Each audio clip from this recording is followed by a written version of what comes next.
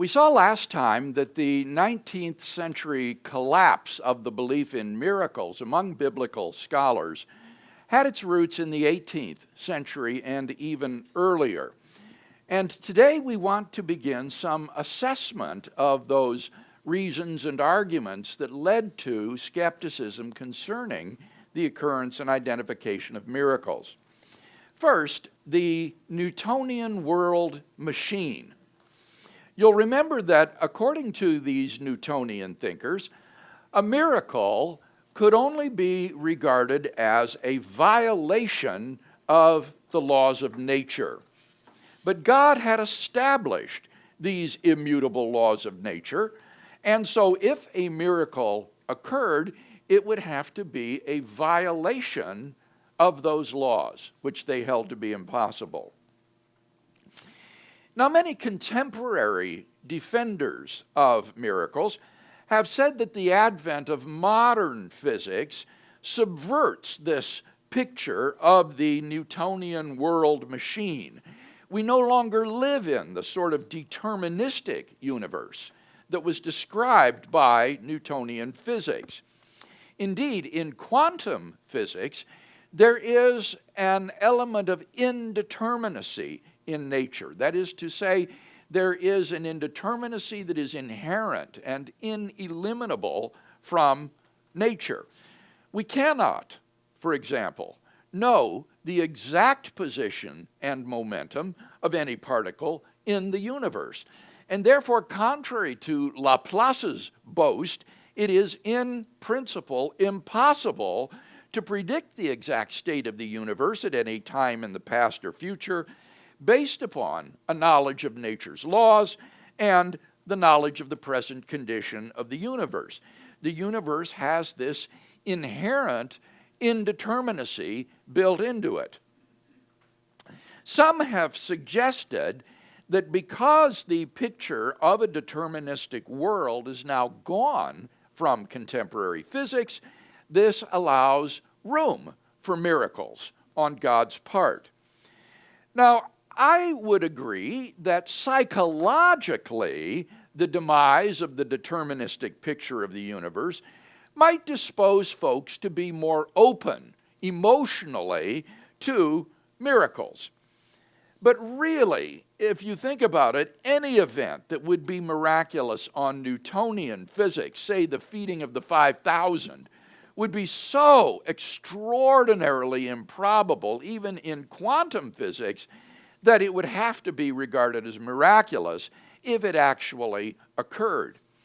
In other words, quantum physics could open the door, a tiny crack, for allowing these anomalous events to occur, but they would still be so highly improbable that it really would not allow much scope for the plausibility of identifying some event as a miracle.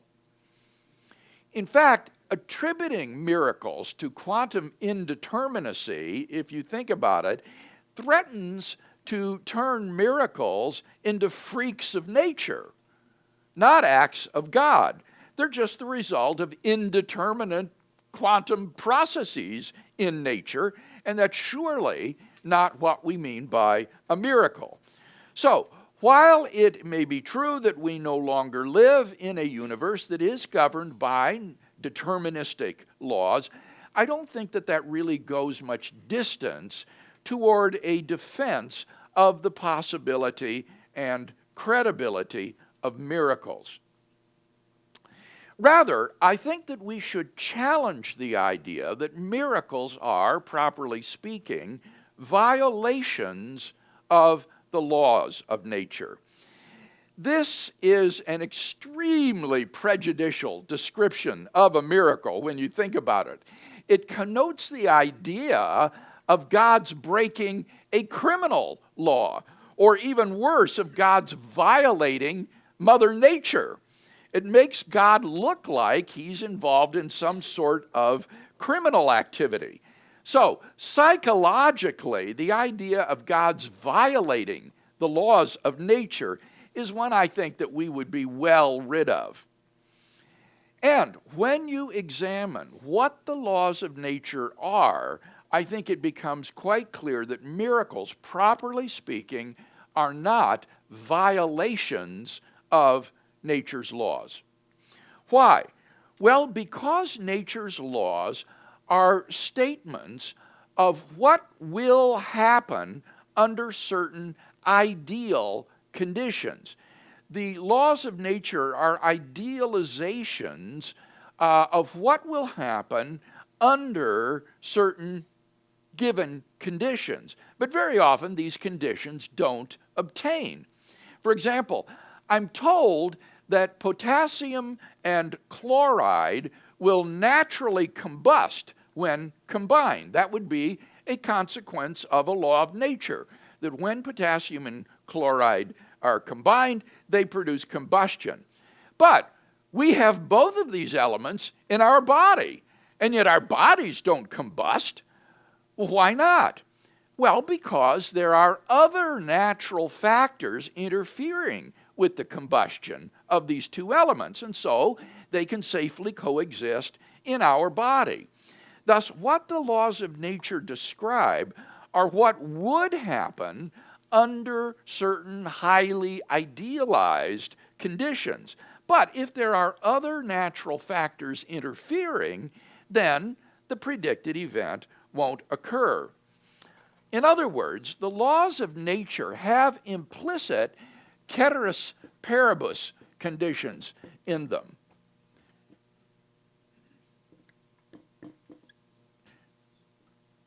In addition to big words, Latin words are also helpful for impressing your friends and neighbors. And ceteris paribus means everything else being equal. All else being equal, the laws of nature describe what will happen under those conditions. So the laws of nature describe what will happen, all things being equal, ceteris paribus, under these idealized conditions. But if some natural agent or factor is interfering, then all things are not equal. The idealized conditions don't obtain, and therefore the predicted event will not occur. In such a case, the law is not violated. The event doesn't break the law. Rather, the law just doesn't apply because the ceteris paribus conditions don't obtain. Now, apply this to a miracle. In the case of a miracle, obviously, if a supernatural agent is interfering or involved, then once again, the law won't apply. So these ceteris paribus conditions must not only include statements about natural agents not interfering, but also that there is no interference on the part of any supernatural agent that there might be as well. So the laws of nature are idealizations that describe what will happen under certain conditions if no natural or supernatural factors are interfering with the idealized conditions implicit in the law. So, when a miracle occurs, it doesn't violate the laws of nature because the laws of nature describe what will happen if there is no supernatural agent interfering with the conditions. And therefore, miracles should not be considered to be violations of nature's laws. Now, let me ask if there is at this point any question or discussion of this critique of construing miracles as violations of the laws of nature. Question, I guess. In Genesis, we are told that God created the universe, and he looked at everything he had made and said, it's good. The natural laws that you're talking about, are they his laws that were in effect then or after the fall? I don't see any reason, Don, to think that the natural laws that describe the universe today were not also the laws of nature established by God at the very beginning. When you read the punishments and the curses that are the result of the fall in Genesis 3, They include things like increased pain in childbearing for the woman, thorns and thistles in the ground, more difficulty in agriculture and farming, and for the serpent crawling on his belly the rest of his life. There's no reason to think that the fundamental laws of nature have been affected by human sin. I would call miracles a superseding of laws with the supernatural activity, but the laws always stay. But we, pursuant to what you were saying, is we have an example of this in Florence of interference in laws. You know, normally buses don't float, but if you have a hurricane, they float. You know, but so these are examples of that. But like when Jesus raised Lazarus, people didn't stop dying everywhere in Judea and in the world. It's in that particular instance. I like the way you describe it. It's not that the law of nature has been violated, but that it's been superseded. That seems to me to be an acceptable way to think about it, though I'm going to offer a somewhat different characterization of miracles in a minute. But the idea there would be that the law doesn't apply in this case because of the supernatural agent's activity. Yes? Would it be that the law not necessarily doesn't apply? You have different conditions, therefore a different law. Maybe a law that we're not aware of. If you have X, Well, Y, I don't and think that something would be we're not. right, because that would require a specificity of the laws of nature that would be utterly impossible. You would have to have a new law of nature for every single set of conditions. Instead, I think the laws are generalizations that describe what will or would take place under these idealized conditions. And it would just be impossible to specify new laws under every specific set of conditions. So you may have said this last week. Do critics of the idea of miracles being supernatural, are they, I think it's monists? Like, do they believe in our physical form and a spiritual form? Because it seems like a spiritual form would... Okay, now you used a word there that hasn't been defined, monists. And I take it by that you're talking about people who think that we are simply Purely electrochemical machines, Yeah. not composed of soul and body. Monism comes from the word mono, which means one, as in monotheism, one God. So a monist would be someone who would be opposed to a dualist who thinks of human beings as composed of, for example, soul and body. And the question was whether or not the denial of miracles would be championed primarily by monists. And I think that that's probably likely the case, because if you admit dualism, if you think that there is a soul distinct from the body that is able to affect the body, then in a sense that is a miracle, isn't it? It is something that lies outside the descriptive laws of nature, which describe only the material world, the physical world. And so if you are a dualist, you would tend to be committed to, in a sense, miracles, even though of a non-divine sort. Every time you make a free choice of the will, a miracle occurs. So I think that it would be true to say that those who deny miracles would tend to be monists. I just hesitate in the sense that there are a lot of theologians who are in the train of deism and who believe that God exists and believe that he is an immaterial reality, but who don't want God to be active in the world in any special sort of activity. And so these thinkers would tend to say that God does not and cannot violate the laws of nature, but they wouldn't be monists because they would believe in God as an immaterial entity. The new wrinkle among people of this ilk tends to be that the quantum indeterminacy in nature allows a little crack where God can insert himself into the world in such a way as to act in the world and affect the world without violating the predictions of the laws of nature, because these laws are not deterministic.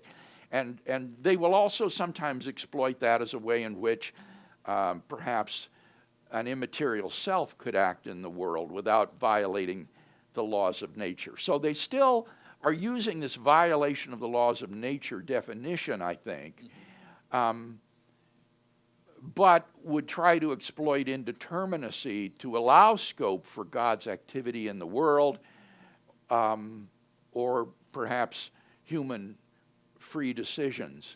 But for the most part, I think that you're right, that it will be monists and materialists who would hold that miracles are impossible.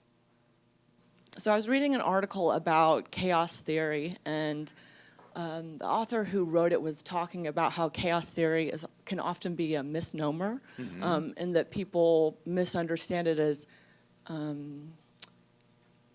that everything is always random and unpredictable. But I think the example he gave was the formation of quartz, and how even within chaotic structures that patterns often arise. Yes. So how exactly would that still be able to separate enough from determinism with quantum physics? Okay, that's a really good question. Chaos theory is not indeterminate in the way that quantum theory is.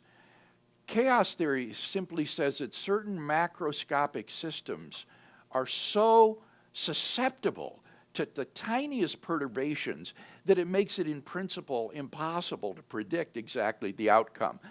The flow of the tap water from your faucet into the sink is an example of a chaotic entity that cannot be precisely predicted. But that doesn't mean that it's indeterminate. It's just too complex for us to be able to manage. Similarly with insect populations, the weather, and so forth. So that is different than quantum physics, where many people think that the indeterminacy is not just in your mind, that it's not simply a matter of complexity. They think that the world is indeterminate, that there really is no exact position and momentum of a particle, and that this is an inherent unresolvability, so to speak, of the way nature is. Now that's one interpretation, but you can see it's different than the kind of unpredictability in chaos theory. So it would only be quantum theory that would allow some crack in the door for divine activity, not chaos theory, since that's still fully determinate. Yes, Brad. I've gotten confused. Okay. I need a definition of miracle. Is a miracle where the supernatural influences apply and not the natural? Yes. Because the natural law sounds like probability theory or something, that it's a very low probability. So you're saying a miracle is where it's not a violation of natural laws, but it's supernatural influences that apply. Yes. Is that correct? Yes, that is correct, and that forms a nice segue to the next section. I haven't defined My goal in what life I mean. is segues, yes. I haven't defined what I mean by a miracle yet. I've just suggested that we shouldn't think of them as violations of the laws of nature, because the laws of nature describe only what will happen under certain idealized conditions. Now, what is a miracle then on this understanding? A miracle, I would say, is an event which lies outside the causal powers of nature at the particular time and place of its occurrence. It's an event which lies outside the causal powers of nature at the particular time and place of its occurrence. At a particular time and place, the natural causes that are operative at that time and place don't have the productive capacity to produce that event. So, if that event occurs, then that event must be ascribed to a supernatural agency. It would be a miracle. To put it very simply, a miracle is a naturally impossible event. It's an event which the natural causes at any time and place would not have the capacity to produce. Now that implies that miracles are relative to the time and place. For example, rain is not in and of itself miraculous. Relative to the causal factors at a certain time and place, rain is to be expected. But on another occasions where the weather conditions are not adequate to produce rain, then if someone like Elijah prays for rain and all of a sudden it begins to rain, then that would be a miraculous event. At that time and place, the natural causes that are present are not adequate. They don't have the capacity to produce rain. So if rain occurs, it would be a miraculous event caused by a supernatural agent. So it seems to me that miracles are not violations of nature's laws. Rather, miracles are events which lie outside the productive capacity of the natural causes at a particular time and place. Is there any discussion about that proposed understanding of miracles? Yes. So it has nothing to do with the frequency of the occurrence. For example, if a soul is a miracle, then everybody has souls, every human being. It's not got anything to do with the infrequency of it. I think that's absolutely correct. I think that the attempt to describe miracles in terms of how rarely they occur or infrequent they are is a misunderstanding. It's a mistake. John Earman, in his book on Hume's argument against miracles, gives the example of proton decay. He says that scientists have invested millions and millions of dollars and thousands of man-hours for years trying to find an event of proton decay, and they have yet to do so. Now, on a frequency model of probability, that would imply that the probability of an event of proton decay is 0, in which case it's pointless looking for it if it has 0 probability to occur. We can't judge an event to be miraculous simply on the basis of its probability. And it doesn't have to be divine, as in God doing it. No, because I think we do want to allow here that conceivably an angelic being or a demonic being could do a miracle. You remember this was one of the issues raised by Spinoza. How do you know that it's God who did the miracle? And so I think that we use the word supernatural rather than God in describing a miracle. It's something beyond the productive capacity of nature. Thank you. Thank you. Bill, I like your definition. I think it's good for miracles. But I do have a question. There are some examples in the Bible, though, that they almost do seem like a violation, though. I'll name a few. Just say Lazarus, where they say don't remove the stone. There's going to be a stench. I mean, because you've got a body that's started decomposition. There's another example. I'm trying to think of where it is right now, but where. Time stops. Time does not advance. And like the long day of yes, that's Joshua. Correct. Yes, I couldn't think of where it was, but and then even if you look at Christ, even when he was on the cross, he got speared in the side, which sounds like his heart was pierced. Yes. Even with the kind of medical technology we have today, if you get stabbed in the heart, you're going to die in a matter of seconds, probably. So I don't know if I would say it's a violation, but it just seems like there are certain things that really are it just seems like it's beyond that. Grasp the definition as I've given it. These aren't violations of the laws of nature because God is interfering to raise Lazarus from the dead or prolong the day of Joshua. What these are naturally impossible events. So you're absolutely right. It is naturally impossible for Lazarus to rise from the dead, or for some of these other things to occur. And by that we mean that the causal capacity of the natural causes at that time and place aren't sufficient for it to occur. So this is a very strong conception of miracles, that they're naturally impossible, but it just avoids this violation concept and language. Well, if the word violation isn't used, could you use a word maybe more like suspension or something? Well, I like, mean- yes, or Bruce said supersedes, So, okay. or suspends. Though, see, it doesn't really suspend the law of nature, if I've characterized them correctly, because the law describes what will happen under certain idealized conditions. And that's not suspended, it's that the idealized conditions don't obtain.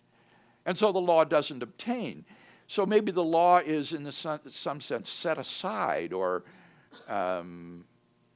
superseded, but it's not suspended or broken. Yeah, just to add, sometimes God does this superseding in a very unnatural way, but sometimes he uses even the natural processes to do this. Like when you mentioned Elijah, first he saw a little cloud, and then the cloud grew, and so ultimately rain came from the clouds. Yes. But God initiated this, or like the parting of the Red Sea, he used an east wind. He could have just said Yes. part, and without the wind, but he did use Yes, an east wind. sometimes people have asked, why did Jesus command the people at the wedding in Cana to fill the jars with water? And again, that would show, I think, what you just explained. Sometimes God will use means. He changes the water then into wine, rather than just produce wine ex nihilo in the jars. Is it incorrect then to think of the laws of nature really bound to the world that he created? And when you're supernatural, you're really outside of the control or the laws that apply within the universe. I would say that is correct. So it really doesn't, it's not a violation, it's just an outside of that boundary. Well, the cause is outside. the cause That's is right. outside. The cause is outside that boundary. But the event does take place in the world. Within it, yes. And so we would wonder, why is it that a dead man, a man who's been dead for 3 days, is able to get up and will live again? It must be that there is something, as you say, acting from the outside in Into nature, like a- producing an event which nature itself just doesn't have the capacity to produce. No, because I think of nature is bound within in the creation, Yes. and these are forces outside of that. So there's no Exactly. reason why they could not interfere. Well, yes, and that forms a nice segue to my next point. Well, let me turn it back over to you. Okay. Those who've been in the class for some time know how to move the discussion along, like Brad and Cindy. All right, now if what I've said is correct, then the next question should be, what could make a naturally impossible event possible? What could make a naturally impossible event happen? And the answer to that question, as Cindy discerns, seems obvious. God. If God exists, then miracles are possible.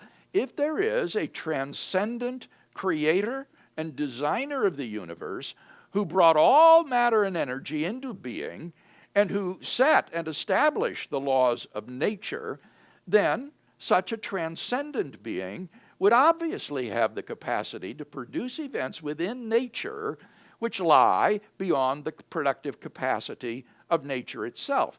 Given the existence of God, then, miracles, it seems to me, are obviously possible.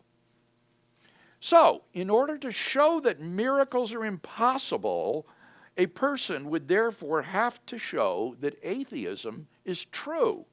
He would have to have some sort of argument for atheism, because as long as it's even possible that God exists, then you've got to be open to the possibility that God has acted miraculously in the universe. And of course, Orthodox Christians do believe in the existence of God, a transcendent creator and designer of the universe. And therefore, our belief in the possibility of miracles, it seems to me, is perfectly rational. So, in response to the Newtonian world machine, what we have to do is to define miracles properly, not as violations of nature's laws, but rather simply as events that are beyond the productive capacity of nature or natural causes at a certain time and place. If God exists, then such events are obviously possible. The question will then become, do we have any good evidence to think that such miraculous events have actually occurred? Any final discussion of this response to the Newtonian world machine? Yes, down front here. So much in the way that a theoretical two-dimensional being cannot comprehend movement in the third dimension, right?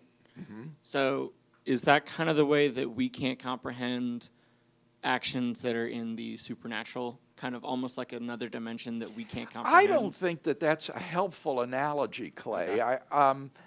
Clay's suggesting that we think of two-dimensional beings inhabiting sort of flat land, a kind of Euclidean plane, and we would be three-dimensional beings that could interact with that two-dimensional world. And these inhabitants of flatland would just have no conception of what a three-dimensional being would be like, any more than you and I can imagine what a four-dimensional object is like. But I don't see that that's a good analogy for what we're talking about here. We're not talking about higher dimensions of reality. Just as a way of explaining how a miracle can occur, but it's not a violation of a law. Okay. Because it exists, like you were saying, Okay. outside of the law. All right. Well, insofar as you're using the analogy for that purpose, yes. Yes, the inhabitants of flatland would discern events that maybe would be impossible for them, but it wouldn't be impossible for an agent who exists outside of flatland to produce. And in that way, similarly, God not existing within our four-dimensional space-time world can have causal influences in that world to produce events that the causes interior to that world could not produce. That seems right. I just would resist saying that that's in any way sort of incomprehensible or unimaginable in the way that the multidimensional situation is. I think we have a very clear idea of what it is for God to exist and to have causal effects in the universe. There's nothing, I think, bizarre about that.